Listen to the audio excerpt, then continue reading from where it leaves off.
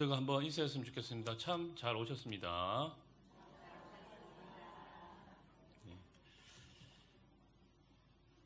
담임 목사님께서 좀 몸이 편찮으셔서 아마 이렇게 독감에 걸리신 것 같아요. 그래서 좀 힘드셔서 제가 오늘 대신 수요예배를 말씀으로 섬기도록 하겠습니다. 이별은 여러분들 참 슬픈 일인 것 같습니다. 그렇죠. 이별이 우리에게 슬픔과 상실감을 주기 때문이죠.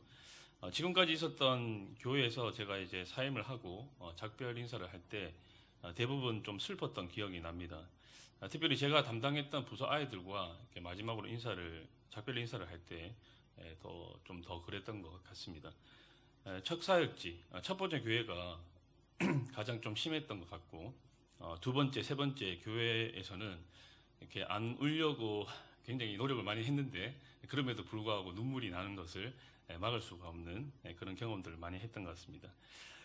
예전에 그 이별한다는 것에 대하여라는 책을 제가 읽은 적이 있는데, 이 책은 제목 그대로 이별을 경험한 사람들이 겪는 상실의 그 아픔과 상처에 대해서 어떻게 반응을 하고 또 어떻게 대처해야 할지를 가르쳐주고 있습니다.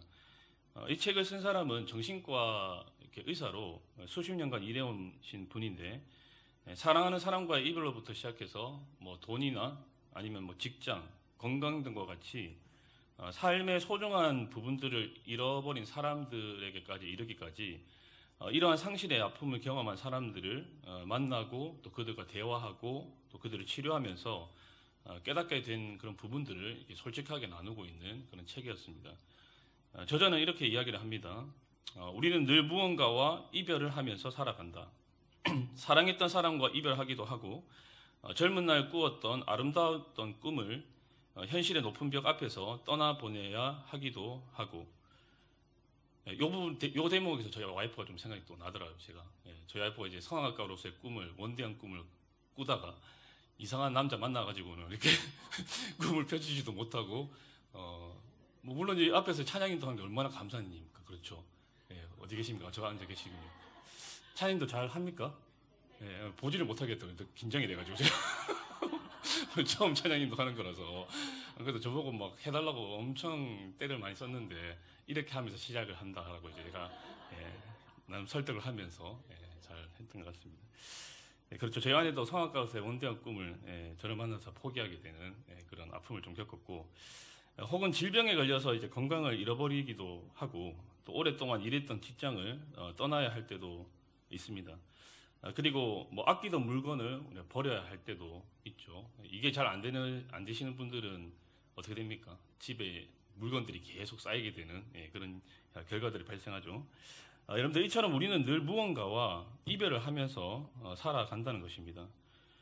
이렇게 어떤 사람과 헤어지거나 어떤 대상과 관계가 끊어지는 것을 가리켜서 상실, 그렇죠. 상실이라고 이야기를 하죠. 어쩌면 우리는 늘 상실을 경험하면서 살아가는지도 모르겠습니다. 그래서 우리 마음에는, 그렇죠. 우리 눈에는 보이지 않지만 이 상실의 아픔, 상실의 그 상처가 늘 있는 것 같습니다. 인생은 결국 이별하고 떠나보내고 잃어버리는 것에 익숙해지는 과정이 아닐까 생각을 합니다. 그렇게 상실의 아픔과 상처를 때로는 견디고 때로는 익숙해지면서 점점 나이가 들어가는 것이 우리의 모습인 것 같습니다. 하지만 상실의 아픔은 때로 우리에게 극복하기 쉽지 않은 현실로 다가올 때가 많습니다. 여러분, 상실로 인해 아픔을 느낀다는 것은 어떻습니까? 내가 누군가를, 그리고 내가 무언가를 열렬히 사랑했다는 증거이자 흔적이죠. 그렇죠? 누군가를 이별하고 떠나보낼 때, 아니면 뭔가를 잃어버릴 때 마음이 아프다는 것은, 속이 상한다는 것은 그만큼 내 마음을 그 존재에게 뭐 했다는 것입니까? 주었다는 것이죠. 그 존재를 열렬히 사랑했다는 증거이죠. 그렇기 때문에 내 마음이 아픈 것입니다. 내 마음이 속이 상한 것이죠. 그래서 상실로 인해 몸과 마음이 모두 망가져버린 사람들이 꽤 많습니다. 방금 말씀드린 그 책에도 보면 이 저자가 만나본 큰 상실을 경험한 사람들은 하나같이 미칠 것 같은 그런 경험을 했다라고 이야기를 하고 있습니다. 그들은 이별과 상실로 인해서 뭐 분노, 원망, 그리고 불안, 후회, 그리고 우울, 외로움, 죄책감 등 여러 가지 부정적인 감정에 시달린다고 이야기를 하고 있습니다. 여러분들 오늘 말씀에도 보시면 사랑하는 사람과의 이별로 인해서 상실의 아픔을 겪고 있는 한 사람이 나오고 있습니다. 바로 여러분들 잘 아시는 아브라함이죠. 아브라함은 오늘 말씀에서 자기의 하나뿐인 조카, 굉장히 사랑했던 그 조카인 롯과 헤어지게 되는데요. 여러분들은 아브라함이라고 하면은 무엇이 가장 먼저 떠오르십니까? 아브라함.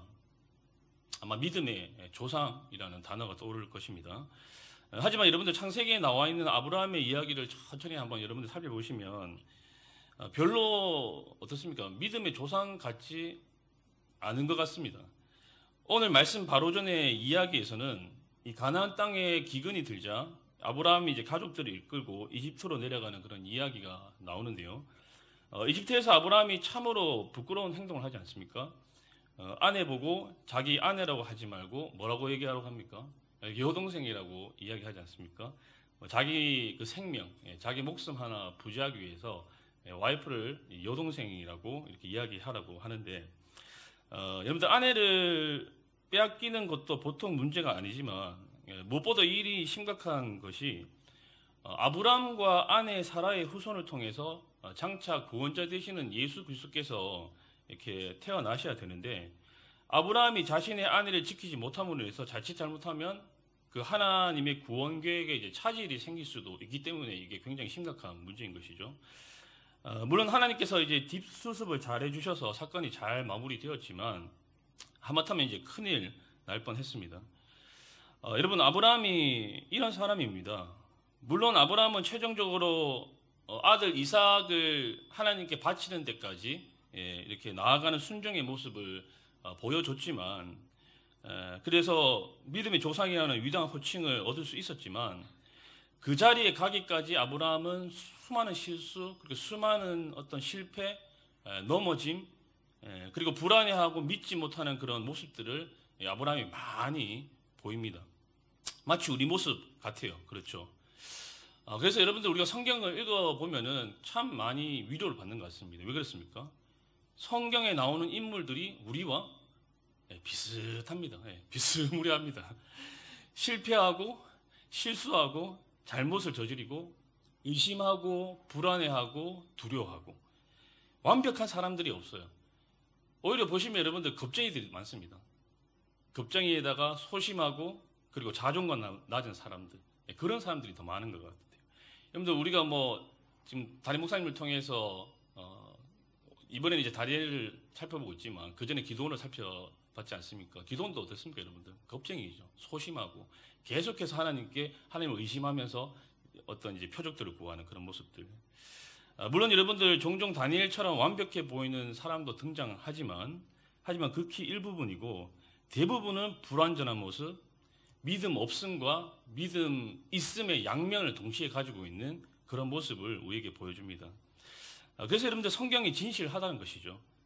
여러분들 보시면 정기나 자서전 같은 경우에는 그 사람의 긍정적인 면만 많이 부각을 시켜요. 그렇죠? 그런데 성경은 절대 그렇지 않습니다. 성경은 성경에 나오는 인물들의 긍정적인 모습뿐만 아니라 부정적이고 심지어는 그들의 추잡한 모습들, 더러운 모습들까지도 다 까발리는 것이 성경입니다. 인간의 실존을 있는 그대로 보여주고 있는 것이죠. 우리는 성경을 읽을 때 성경 인물들의 실수와 실패를 보면서 또한 그들과 마찬가지인 나 자신의 그런 불완전한 모습을 보면서 이처럼 흔들리고 의심하고 왔다 갔다 하는 불완전한 인간을 그럼에도 불구하고 사용하시는 우리가 위대한 하나님을 주목할 필요가 있다는 것이죠. 이런 불완전한 우리들을 사용하시는 그 위대한 하나님을 찬양하고 경배하고 예배해야 되는 것이 우리가 성경을 읽을 때의 그런 태도인 것 같습니다. 여러분, 인간은 다 거기입니다. 그렇죠. 아무리 대단해봤자 하나님의 관점에서는 어떻게 말하면 도토리 키 제기일 것 같다는 것이죠. 우리가 고백해야 될 것은 하나님만이 위대하십니다. 주님만 높임받아 주시옵소서. 그런 고백이 우리가 드려야 할 고백인 것입니다. 그래서 여러분들 우리가 성경을 읽으면서 우리 마음 가운데 인간을 높이고 인간을 자랑하고 인간을 드러내려는 그런 모든 교만한 우리의 마음들이 성경을 읽고 성경을 묵상을 하면서 정말 하나님을 높이고 하나님만을 찬양하고 자랑하는 그런 피조물 본연의 위치로 늘 성경을 읽을 때마다 복귀되는 그런 은혜가 저와 여러분들에게 있기를 주님으로 축복합니다. 오늘 말씀은 아브라함과 그의 가족들이 이제 이집트에서 가나안 땅으로 다시 돌아와서 있었던 일을 다루고 있는데요. 아브라함은 이집트로 내려갈 때보다 훨씬 더 큰 부자가 되어서 이제 가나안 땅으로 돌아오게 됩니다. 여러분들 2절 말씀을 한 번 더 보실까요? 2절 말씀을 같이 한번 읽어봅시다. 시작.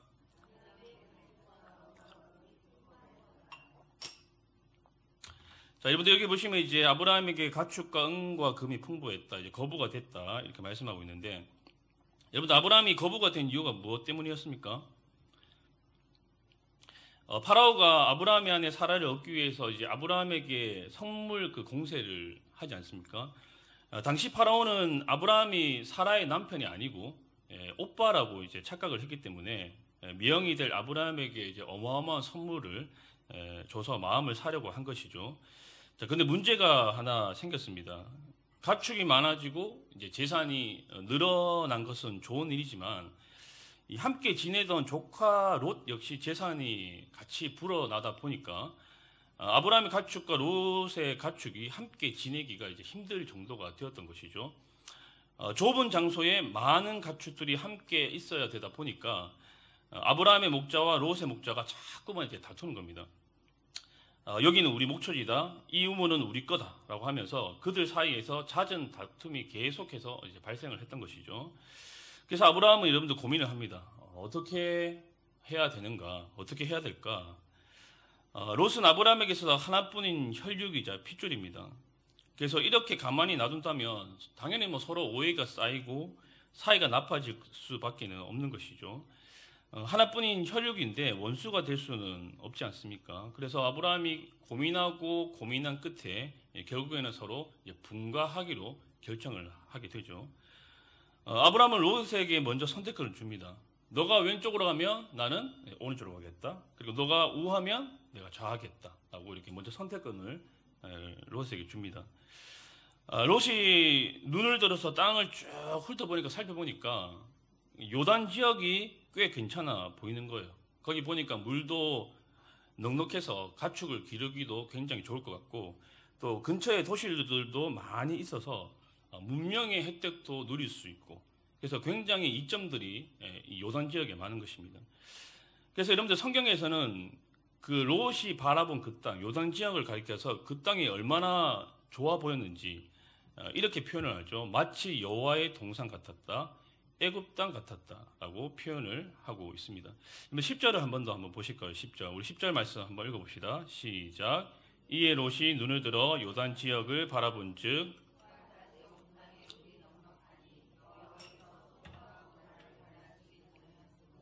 여호와의 동산 같고 애굽 땅과 같았더라. 여러분들 여호와의 동산이라고 이제 표현을 하고 있는데, 여러분들 여호와 동산 무엇입니까? 에덴 동산이죠. 에덴 동산이라고 좀 표현하고 있는 것입니다. 모든 것이 풍부하고 모자람이 없었던 그리고 너무나 아름다웠던 인류 최초의 동산, 그 에덴 동산이라고 표현을 하고 있습니다. 그러니까 그 땅에 대한 어떻게 말하면 극찬이라고 할 수 있겠죠.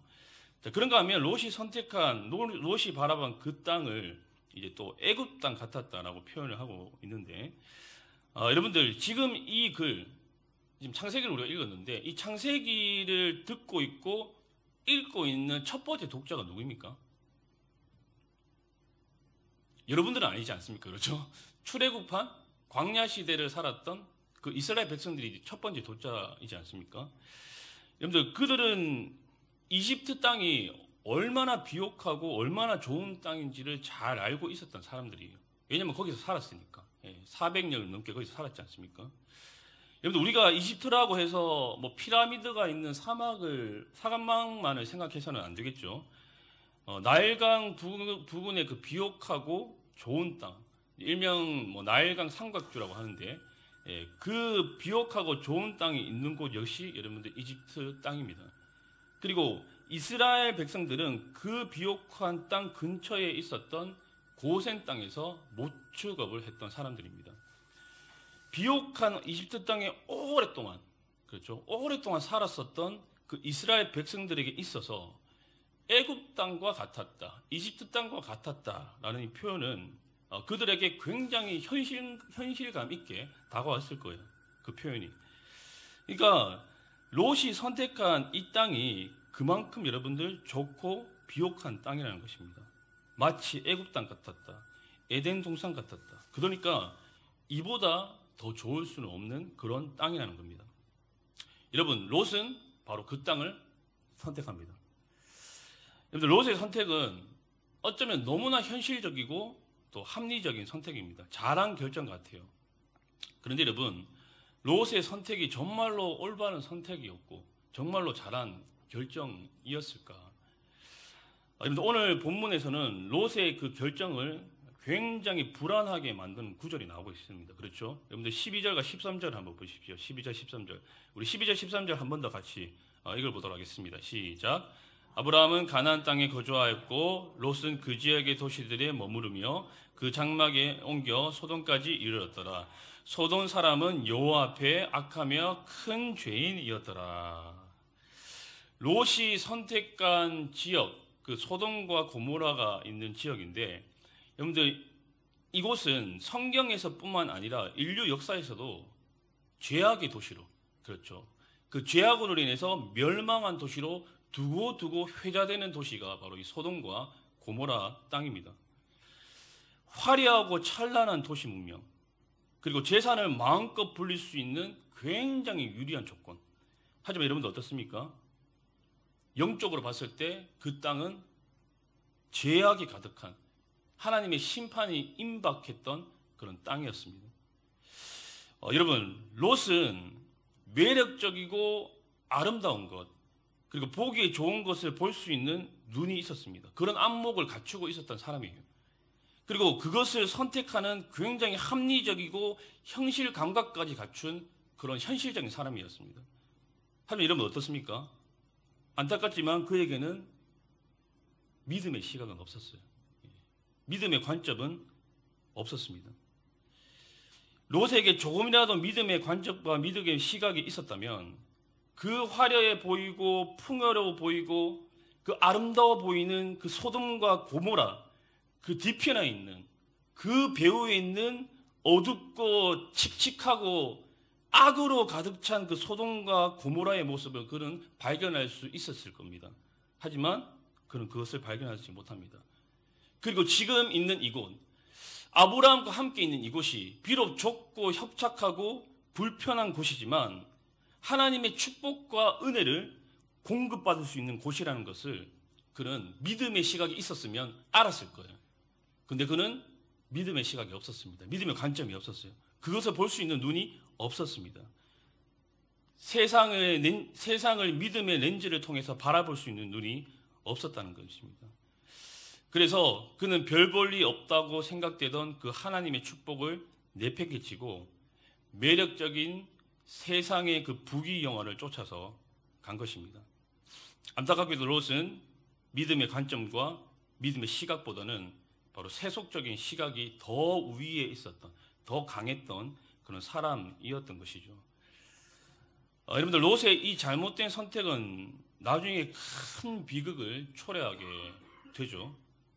소돔과 고모라 근처에 있던 나라들의 그 싸움에 휘말려서는 전쟁 포로로 그가 잡혀가게 되기도 하고, 하나님께서 소돔과 고모라를 심판하실 때 몸만 겨우 빠져나오게 되는, 와이프는, 아내는 소돔 기둥이 되죠. 또 돌아보게 됨으로 통해서 또 재산을 다 그냥 잃어버리게 되고, 나중에는 딸들과 동침하게 되는 정말이지 실수 없는 오점을 그가 남기게 됩니다.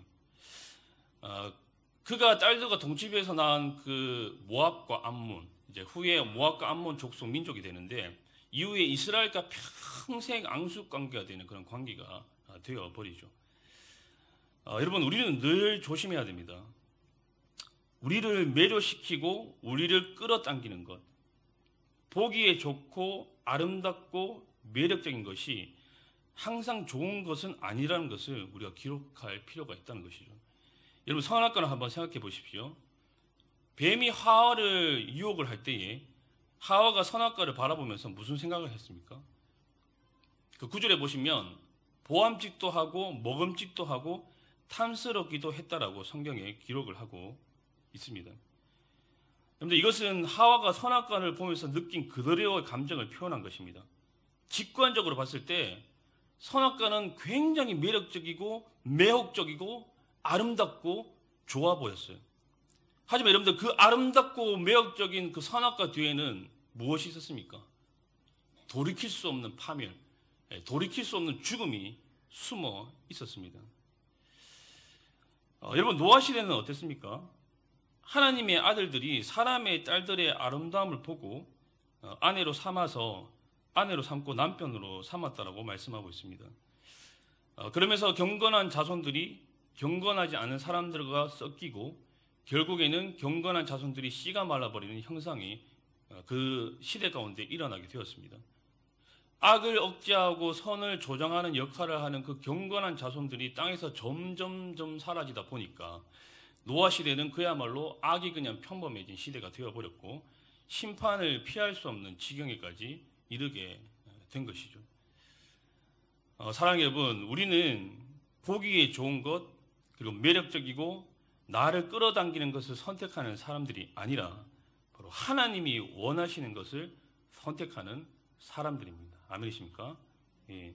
하나님이 원하시는 것을 선택하는 것이 여러분들 처음에는 보기 좋아 보이지 않고 또 불행해 보이고 좀 아닌 것 같고 즐겁지 않아 보여도 그것이 참된 행복과 참된 만족으로 가는 지름길이라는 것을 우리는 기억할 필요가 있습니다.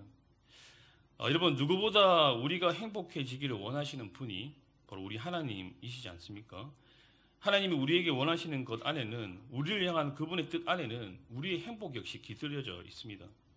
하나님이 원하시는 것을 선택하는 것이 마치 내 것을 포기하는 것처럼 보이고 그리고 믿지는 장사 같고 손해보는 것처럼 보여도 그게 아닌 것이죠. 하나님께서 원하시는 것을 선택하고 하나님께서 원하시는 자리에 있는 것이 가장 큰 이득이고 바로 이익이고 행복인 것입니다. 특별히 저는 여러분들, 우리 자녀들에게 이것을 아는 은혜가 있었으면 좋겠습니다. 우리의 자녀들이 세상에 매혹적이고 좋아 보이고 그들을 끌어당기는 것들, 하지만 그들을 죽이는 그 치명적인 아름다움을 향해서 정말 불나방처럼 날아가는 인생들이 되지 않기를 간절히 소망합니다. 우리의 자녀들에게 세상에 있는 것들이 아름답고 화려하지만 그 배후에 있는 어둡고 칙칙하고 악으로 가득한 모습을 우리 자녀들이 발견하고 볼 수 있는 그런 믿음의 관점, 믿음의 시각이 있기를 간절히 소망합니다. 우리의 자녀들이 정말로 기독교 세계관으로 잘 무장해서 말씀과 믿음의 렌즈로 세상을 보고 해석할 수 있는 그런 아이들이 될 수 있기를 바라고, 아브라함처럼 하나님의 것들을 선택할 수 있는 그런 아이들이 될 수 있었으면 좋겠습니다. 아멘이십니까? 이것을 위해서 부모 세대인 우리들이 부단히 자녀들을 위해서 여러분들 기도하셔야 되고 자녀들을 말씀으로 양육해가는 그런 은혜가 있어야 될 것입니다. 지금 그 중고등부 아이들이랑 성경 통독을 이제 하고 있는데 월요일부터 금요일까지 월화 목금 이렇게 4일 동안 진행을 합니다. 오전 10시부터 12시까지 진행을 하고 있는데요. 우리 아이들이 이제 뭐 방학이지만 또 학원에 가는 친구들도 많고, 그리고 특별히 우리 중고등부 친구들이 방학인지라 이제 아침 잠이 많으시더라고요. 아침에 많이 주무시기 때문에 평균적으로 11시에 일어나시고, 그리고 이제 어떤 분들께서는 무려 오후 1시와 오후 2시에 이제 일어나시는 분들도 계시더라고요. 장난 아니더라고요. 그래서 시간대를 변경해야 되나 이런 생각도 드는데, 그럼에도 불구하고 이제 그 시간이 가장 맞기 때문에 좋기 때문에 이제 오전 10시부터 12시까지를 제가 선택을 했고, 많은 아이들이 참석을 하고 있지는 않지만 뭐 한 8명에서 10명 정도 지금 참석을 하고 있는데, 여러분들 혹시 중고등부 자녀를 두고 계신 분이 계시다면 아침에 주무시는 모습을 보고 계시면 잘 지혜롭게 권면하셔서 내가 너에게 용돈을 주겠다, 아니면 이렇게 잘 지혜롭게 권면하셔서 올 수 있도록 그렇게 좀 해주시면 감사하겠습니다. 필요합니다. 그렇죠? 요즘 얼마나 성경 안 읽습니까? 정말 기가 차도록 성경을 안 읽습니다, 애들이. 어떻게 살아간지 모르겠습니다. 무슨 입으로 살아간지 모르겠어요. 무슨 정신으로 살아간지 모르겠습니다. 물론 이제 이해는 하지만 그 나이 때 이제 뭐 얼마나 성경을 읽겠습니까? 하지만 그럼에도 불구하고 이제 성경을 읽혀야 될 것 같고, 그래서 정말 이 아이들이 이제 졸업을 하게 되고 한국으로 가게 되면 정말 세속의 물결들이 이 아이들한테 들어오게 될 텐데 무슨 힘으로 맞죠? 그것들을 분별하고 이길 수가 있겠습니까? 하나님의 말씀밖에 없습니다. 그래서 이 친구들이 이제 이런 것들 계기를 통해 가지고 또 성경을 잘 읽어 나갔으면 좋겠고, 뭐 계속 이제 조금 뭐 장난처럼 얘기하는 건지는 모르겠지만 이제 큐티도 이제 계속 지금 하려고 노력을 많이 하고 있습니다, 아이들과. 그래서 이런 것들을 통해서 아이들이 기독교 세계관으로 좀 잘 무장되었으면 좋겠다 하는 그런 개인적인 바람이 있습니다. 우리 부모님들도 꼭 기대해 주시고, 여러분들 자녀들에게 가장 중요한 거 다른 게 아니죠. 예, 좋은 대학 가고, 좋은 뭐 직장 가고, 좋은 배우자 만나서 좋은 뭐 가정을 이루는 것도 중요하지만 가장 중요한 건 믿음이지 않습니까? 그리고 제가 저번에 말씀드렸듯이 세상은 더욱더 악해져 갈 겁니다. 선과 악을 분별할 수 없는 그런 시대가 될 거예요. 정말 분별력이 필요하고 정말 하나님의 말씀답게 살아갈 수 있는 능력이 필요합니다. 그것을 위해서는 하나님의 말씀밖에 없는 것 같습니다. 집에서도 가정에서도 할 수만 있다면 지혜롭게 하나님의 말씀 가르치기 위해서 좀 노력하시면 좋을 것 같고, 이미 떠나보낸 자녀를 이미 떠나보낸 우리 뭐 부모님들은 빡세게 기도하셔야 되겠죠. 예, 정말 기도 목숨 걸어놓고 기도하셔야 됩니다. 장난 아닙니다. 시대가 진짜 아시죠? 예, 그래서 정말 기도 많이 하셔야 될 것 같아요. 정말 우리 친구들이, 우리 아이들이, 자녀들이 말씀으로 잘 양육되어서 기독교 세계관으로 잘 무장해서 정말 하나님께서 원하시는 것들을 선택하며 살아갈 수 있는 그런 자녀들이 되었으면 좋겠습니다. 아멘이시죠? 예. 여러분들 한편 롯이 떠나고 이제 혼자 남겨진 아브라함인데, 여러분들 아브라함에게 있어서 롯은 어떤 존재였을까요? 아브라함에 있어서 롯은 유일한 혈육이자 핏줄이죠. 그리고 피부지 같은 존재였습니다. 아마 조카 이상의 의미였을 것 같아요. 이삭이 태어나기 전이었기 때문에 아브라함에게 있어서 이 롯은, 조카 롯은 그냥 그야 말대로 아브라함에게 있어서 친자식과 같은 그런 사람이었을 것입니다. 여러분들 롯 역시 마찬가지입니다. 일찍 아버지를 여의고 유일하게 의지하고 믿고 따르던 사람이 아브라함이었습니다. 뭐 작은 삼촌이기는 하지만 그야말로 아버지 같은 그런 존재였을 거예요. 아브라함과 롯 서로가 굉장히 각별한 사이였습니다. 아브라함이 하나님의 부르심을 받고 하란을 떠나서 가나안 땅으로 갈 때 롯을 데리고 간 것도 그렇고, 또 나중에 롯이 큰 위험에 당했을 때 전쟁 포로로 잡혀갔을 때 목숨 걸고 롯을 구하러 가는 모습들도 그렇고, 특별히 아브라함이 롯을 더 많이 아끼고 사랑했던 것 같아요. 그렇게 사랑하는 조카의 이별과 헤어짐은 아브라함에게 상실의 아픔을 주기에 충분했을 것입니다. 자, 그렇게 상실의 아픔으로 힘들어하는 아브라함에게 하나님은 나타나셔서 말씀하셨는데요. 여러분들 14절에서 17절 말씀인데, 오늘 우리가 읽지는 않았지만 우리 한번 같이 읽어봤으면 좋겠습니다. 우리 14절에서 17절까지 말씀입니다. 시작. 여호와께서 아브라함에게 이르시되 너는 눈을 들어 너 있는 곳에서 북쪽과 동쪽과 서쪽을 바라보라.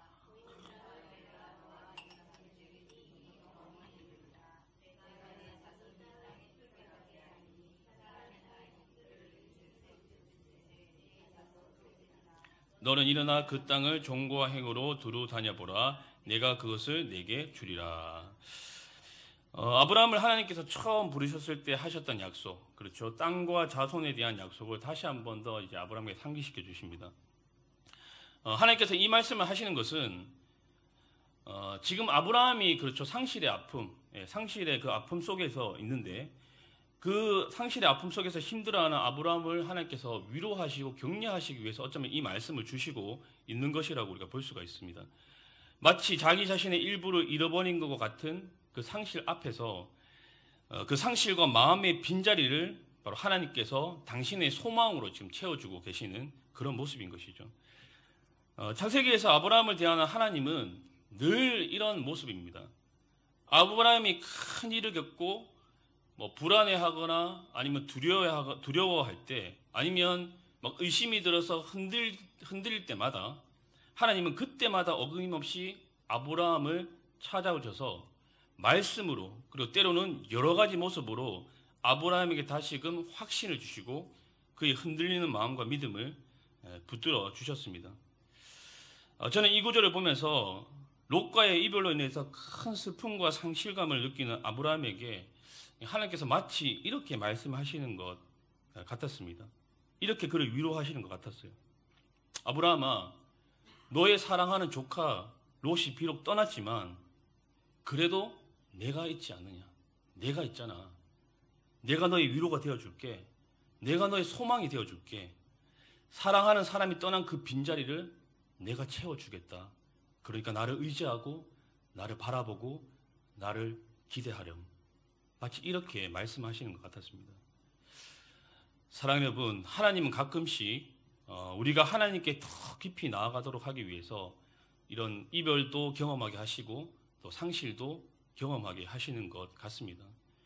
이것이 없이는, 정말 이 사람이 없이는 정말 못 살 것 같다고 생각되던 것들을 하나씩 하나씩 떠나보내시면서 상실로 인해 비어있는, 그 상실로 인해 공허한 그 빈자리를 바로 하나님으로 채워주시고 하나님의 것들로 채워주시기를 원하신다는 것이죠. 여러분, 우리는 살아가면서 상실을 경험할 때가 있습니다. 그 상실을 경험할 때 그것이 어떤 사랑하는 사람과의 헤어짐이나 이별이든, 아니면 내가 좋아하는 어떤 것과의 이별이든, 아니면 직장이나 건강을 잃어버리는 것이든, 우리가 소중히 여기고 아끼던 사람이나 아니면 그런 것들이 우리를 떠나갈 때 여러분, 우리는 기억해야 합니다. 어쩌면 하나님께서 지금 나를 그분과의 더 깊은 그 만남의 자리로 이끌고 계신 것이 아닌가라는 것을 우리가 기억할 필요가 있다는 것이죠. 여러분들, 아브라함은 하나님의 이 마음을 알았던 것 같습니다. 그래서 그는 하나님을 더 깊은 하나님을 만나는 더 깊은 자리로 나아가고 있습니다. 18절 말씀입니다. 18절입니다. 이에 아브라함이 장막을 옮겨 헤브론에 있는 마므레 상수리 수표에 이르러 거주하며 거기서 여호와를 위하여 제단을 쌓았더라. 거기서 여호와를 위하여 제단을 쌓았더라. 사랑하는 사람이 떠나버린 적막한 그곳에서 아브라함은 하나님의 이름을 부르면서 바로 예배를 통해서 실존하시는 그 하나님을 더 깊이 만나고 있는 것입니다. 거기서 여호와를 위하여 제단을 쌓았더라. 사랑하는 여러분, 우리는 모두 상실과 이별의 아픔을 겪으면서 살아갑니다. 사랑하는 부모님이 돌아가시기도 하고, 또 사별의 아픔을 겪기도 하고, 아니면 사랑하는 자식을 먼 타지로 보내야 할 때도 있습니다. 아니면 직장이나 일 때문에 사랑하는 사람과 이별해야 할 때도 있습니다. 그런가 하면 의도치 않게 직장을 잃어버리기도 하고, 또 건강을 잃어버리기도 하고, 심지어는 우리의 명예를 잃어버릴 때도 있습니다. 그래서 여러분들, 우리는 다들 마음에 처음에도 얘기했지만 상실의 그 아픔과 상처와 빈자리가 있는 것 같아요. 사람에 따라서 그 크기가 다를 뿐이지 다 그러한 아픔과 상처를 지니고 우리는 살아가고 있습니다. 여러분들, 혹시 이 자리에 상실의 아픔과 상처를 겪고 있는 분들이 계시다면 그 상실의 아픔과 빈자리에 하나님의 은혜가 임하고 하나님으로 채워지는 은혜가 있기를 주님의 이름으로 축복합니다. 그래서 여러분들의 그 상실의 아픔, 상실의 그 빈자리, 상실의 그 상처가 정말로 하나님으로 인해서 치유가 되어지고 회복되는 그런 은혜가 있었으면 좋겠습니다. 상실의 아픔과 빈자리에 하나님으로 채워져서 상실의 상처와 아픔 속에서 파묻혀 사는 것이 아니라, 그 과거에 얽매여서 살아가는 것이 아니라, 그 상실로 인해서, 그 상실의 아픔 때문에 거기에 혼통 얽매여서, 거기에 혼통 빠져서 파묻혀서 함몰되어서 살아가는 것이 아니라, 이제는 삶 속으로 들어가서 하나님께서 저와 여러분들에게 주신 그 인생을 힘차게 살아가는 그런 은혜가 있기를 바랍니다. 상실의 아픔은 하나님의 은혜로 묻어두고, 하나님께서 여러분들에게 주시는 그 밝은 미래로, 찬란한 미래로 한 걸음 한 걸음 걸어 나가시는 그런 은혜가 저희 여러분들에게 있기를 주님으로 간절히 축복합니다. 아멘. 이